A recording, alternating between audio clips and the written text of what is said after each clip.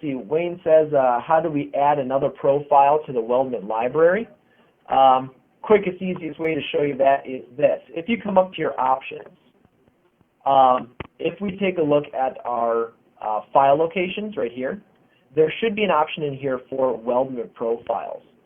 So notice here's your Weldment profiles option right there. This will point to you, or this will point you to where those Weldment profiles are located, and those are actually library features. So let me just show you really quick. If we hit open on here and I search for that location, so if we go to our C drive, go to our program files and go to SolidWorks. Then again, that's going to be located in Lang and then English.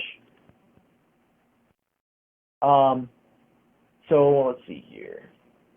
Sheet metal bends, SolidWorks materials, tutorials. I got the right location there, that location. One more time, make sure I'm going to the right spot. So let's go to File Locations. Again, we'll go to Weldment Profiles, Program Files, SolidWorks, SolidWorks Data, Weldment Profiles. All right, so it's SolidWorks Data.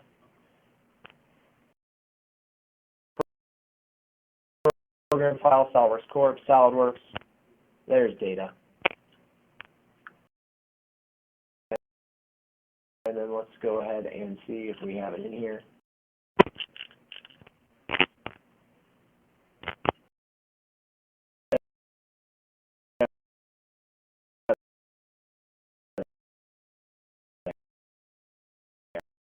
Our Weldment Profiles. So inside of Weldment Profiles, what you want to do is find a profile that I guess best kind of matches what you're looking for. At least in my experience, that's what I typically do. So if we're dealing with a new type of square tube, you just open that up and notice that these are all SolidWorks library features. So if we were to take this and hit open on it, or just find it in SolidWorks and open it, so if I click open, we again search for that location. So we'll go to again our my computer, go to the C drive, not SolidWorks Data, I'm going to go to SolidWorks.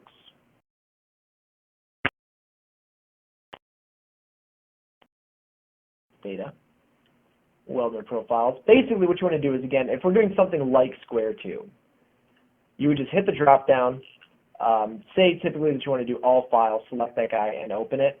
And you see that basically what this is just a sketch that's a library component, all right? Notice that we do have some references to sketch planes and points. You do need to build those references in there, and that's why, again, I say that you want to use something that already exists, because all the work is done for you. Notice that even again right here, we have dimensions and things that are already linked to those references or linked to that information in the cut list. So again, opening then just changing that sketch is probably the best way to do it. So what you hit Edit Sketch on there. You remove information if you need to. Like one of the things that I do is, let's say you maybe just needed to have some solid iron. You wanted to remove this section right here. You just delete that out, close out of it, and then over here in your design library, you just save it as a library feature. So you could do it over here at the design library by saying add file location or add to library. Or you just do a save as up here. And then notice that we have library feature parts. And then you just save it into that location as a new name. So instead of 20 by 20 by 2, maybe we do 20 by 20 by 4. And then just change the dimension or the thickness of that sketch right there. So that's really all you should have to do as far as just getting into the library. Again, open it up from its file location, make a change to the sketch to, I guess, just make it your own, and then save it back into that location as a library feature. So using what SolidWorks already has for you is probably the best method to do it. But yeah, I'd say that that's probably how you want to do that.